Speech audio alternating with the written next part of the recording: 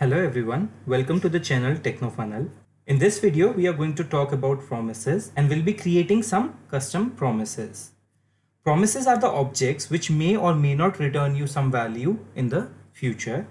The data from the promises can be received after some interval on the basis of certain parameters or conditions. Promise keyword was introduced in ES6. We can create a custom promise using a promise keyword. So now let's switch to the code and see how to work with the promises in the real-time environment. So let's start with the creation of a custom promise. I'll create a custom promise. I'll be using the keyword promise in order to create this custom promise object. This promise keywords take a callback function. So we'll create a callback function over here. And this callback function takes two parameters as an input. One is resolve, reject. So as the name suggests, resolve keyword is used in order to resolve this particular promise. So we'll be putting a set timeout over here. So I'll put a set timeout and I'll be resolving this promise after a delay of 5000 milliseconds, which is 5 seconds. This set timeout will take a callback function. So I'll put a callback function over here. And inside this callback function, I'll be using my keyword resolve in order to resolve my promise. So this resolve keyword we'll be using along with some data. So I want to resolve this promise with the data which says hello world. So let's try to use this promise in some function. So let's create a function which will be using this particular promise. So I'll be saying function calling promise. We will be now using this custom promise. So I'll write custom promise dot then. Inside then we'll put a callback function, and this particular callback function takes the resolved value of the promise. So we'll write data over here, and let's do console.log data once this promise get resolved. On the next line, what we'll do is we'll console.log another message which is program completed. So over here, let's put some debuggers in order to see how this particular program executes. So I'll be putting a debugger on line 15 as well as on line 8 and line 12. Now let's execute this program to see the output. Once I execute the program, I can see that the line 15 is getting invoked, which will call this particular function, which is calling promise. Once this particular function is invoked, we'll wait on line 8. The custom promise is now getting resolved in the background. It might take a time frame of 5 seconds. Meanwhile, since the JavaScript is single threaded, it won't wait for this particular value to be returned. Instead, it will move forward to line 12 and give us a console log message which is programming complete. Once the promise is resolved after 5 seconds, we'll see that this particular custom promise resolve function would be called. So we'll go on line 3.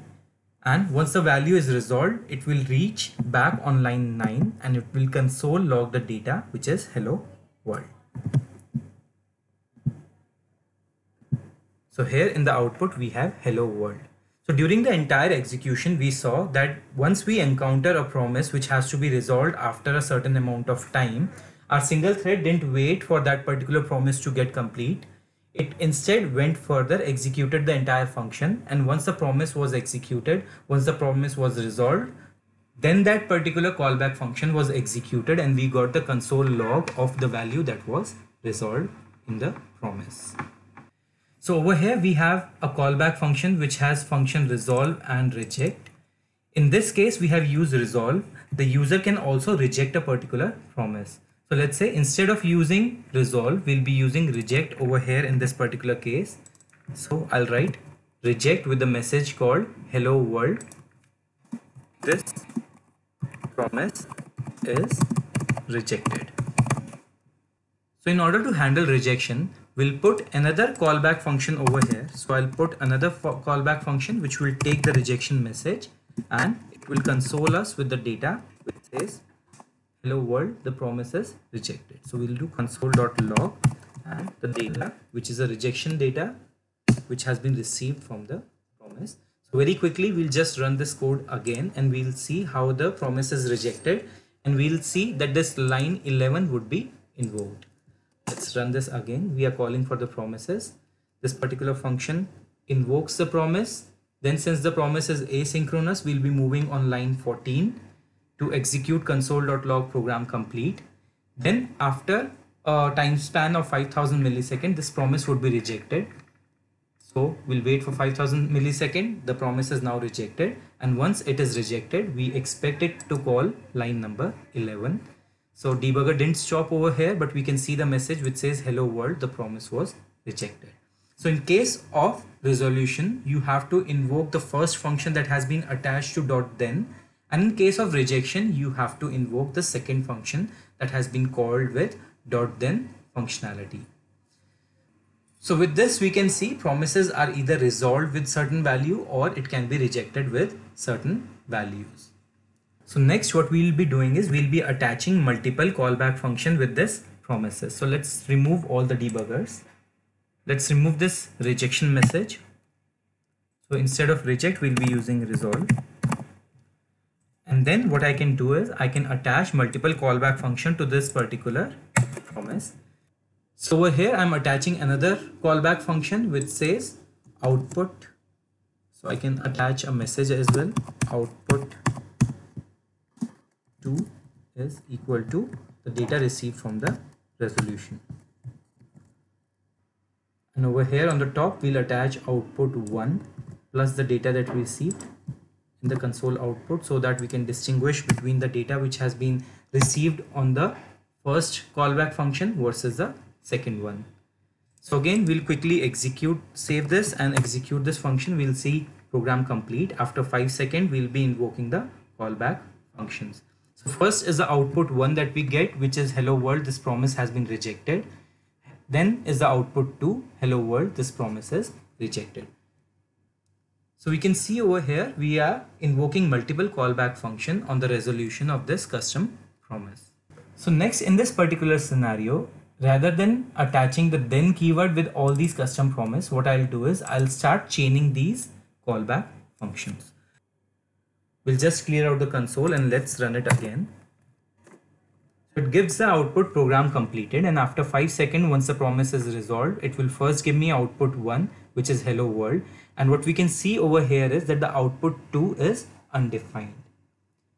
Although the value has been resolved with hello world, but still we are getting an undefined value over here in the second callback function. So in this case, when we are chaining multiple callback functions together, what happens is the data that has been received from the resolve keyword, it goes to the first callback function. Then inside the first callback function, whatever you return, so let me return a value which is Mayank Gupta from the first callback function. So whatever data you are returning from the first callback function, that will be received by the second callback function as data. So if I rerun this particular program, we'll see in the second callback function, we'll receive Mayank Gupta, data that has been returned from the first callback function. So similarly, I can attach another callback function. I can chain another callback function. I can say .then. I can put this function again. This function will take some data and let's console.log. We'll just output the data as output 3. So we'll say output 3 and the data that has been received. In this case, the data received is the data which will be forwarded or returned from the second callback function. So we can return some random data. I can say random data. And we'll see this particular message getting console logged in the third callback function. Let's quickly clear up the console and see the output.